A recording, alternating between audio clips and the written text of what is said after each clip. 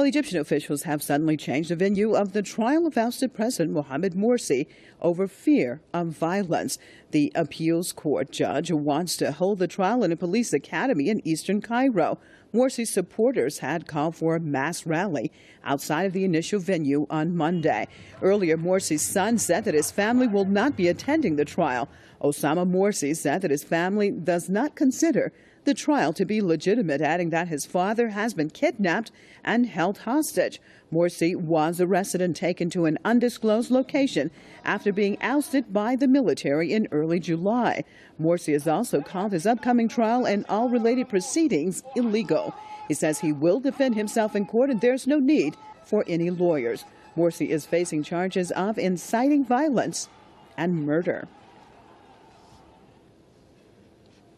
Switch over to Cairo, joined by Press TV's correspondent, Mohammed Shalabi. Mohammed, fill us in on the latest that you have about this change of venue. Yes, Marzia, the latest is that the Cairo court responsible for the trial has also said it will not allow the live airing of the trial, unlike what happened with ousted dictator Hosni Mubarak. Interim authorities here fear that Morsi could turn the tables upside down if he's allowed to be heard by the public. He considers himself the legitimate president of Egypt and that this trial is unconstitutional. In fact, the team of lawyers that are there to represent him will only be there as observers because he wants to defend himself. And we had earlier that change of location from the Torah area on the southern outskirts of Cairo to the police academy in Cairo's 5th district on the eastern outskirts. That's the place where the Mubarak trial took place, but it's not going to be aired live, unlike what happened with Mubarak. And many are saying that Morsi's basic rights are not being met here. The army overthrown president's whereabouts are unknown. His family cannot see him. And here you have also a decision not to air the trial by the court responsible. It is worth mentioning, Marzia, that the judges had earlier tried to hold a press conference at 4 p.m. here in Cairo to talk about the details of Monday's trial, but they failed to do so because of the anti-coup chants and chants in favor of Morsi.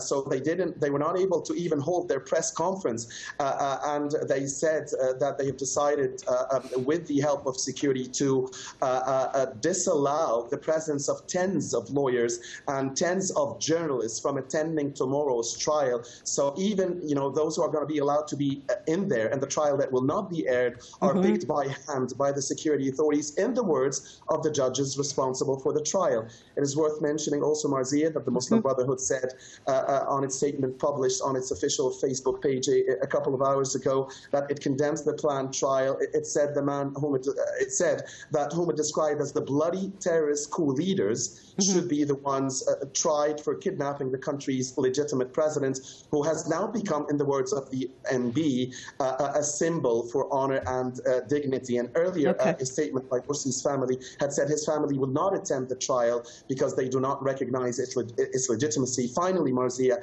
as we speak, there are ongoing anti-coup evening protests denouncing the Morsi trial after earlier morning and noon protests in universities. Now the evening protests are going across much of Egypt's provinces, and also there are protests in London, Sarajevo, Rome, and Istanbul, as far as we know, and other cities outside of the Egyptian embassy's headquarters there, denouncing the trial, as things are really on the edge here in Egypt, Marzia. Yes, indeed. I'm sure tomorrow is going to be a very tense day in Cairo. Thank you so much for that update. Press TV's correspondent on the ground there, Mohammed Shalabi.